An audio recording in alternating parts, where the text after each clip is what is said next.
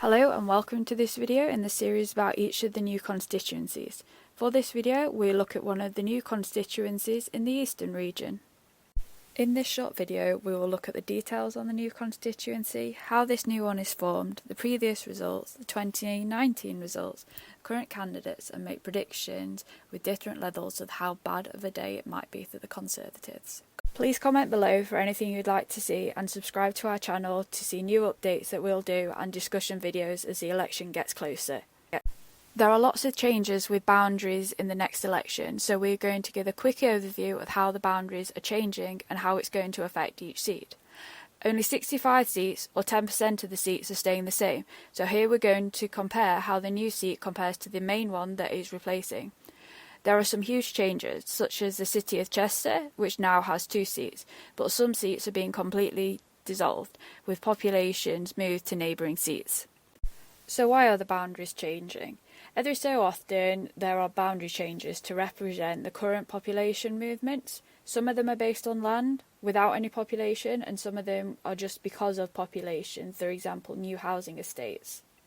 2021 was the census year, which has helped inform these changes. The last major change in the boundaries was 2010.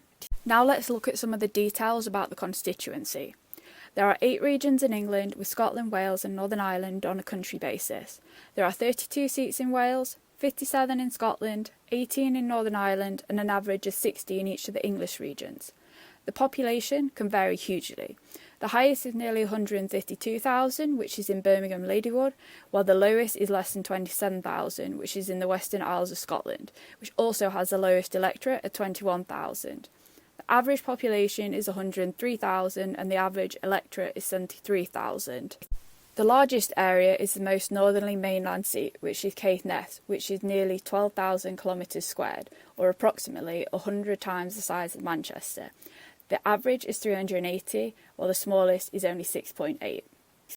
The average percentage of the 16 to 49-year-olds is 41%, with the highest in Leeds Central and the lowest in North Norfolk, which also has the highest 65+.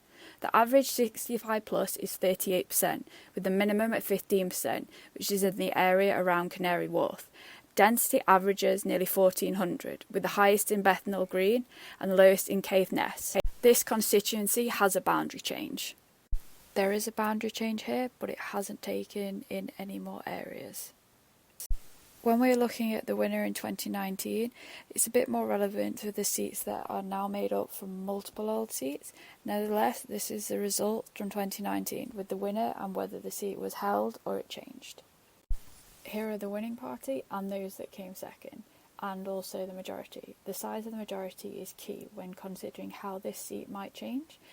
Maybe not so much when there's a big Labour majority or Lib Dems, but for pretty much any Conservative seat that's possibly not considered safe, bar a very extreme few. The same to the SNP. Some of these are really up for grabs, particularly for Labour and the Lib Dems. Here we see the vote share at the last 4 elections for the 5 main parties in England: the Conservatives, Labour, Lib Dem, Green and a combination of Brexit or UKIP. The Brexit UKIP vote was distorted in some constituencies in 2019 because if they were held by the Conservatives in 2017, they didn't stand against them. Nevertheless, we can see the changes that occurred throughout the different elections. This is a list of candidates that are on the ballot paper for this constituency. This is now a finalised list as the deadline to register as a candidate has passed.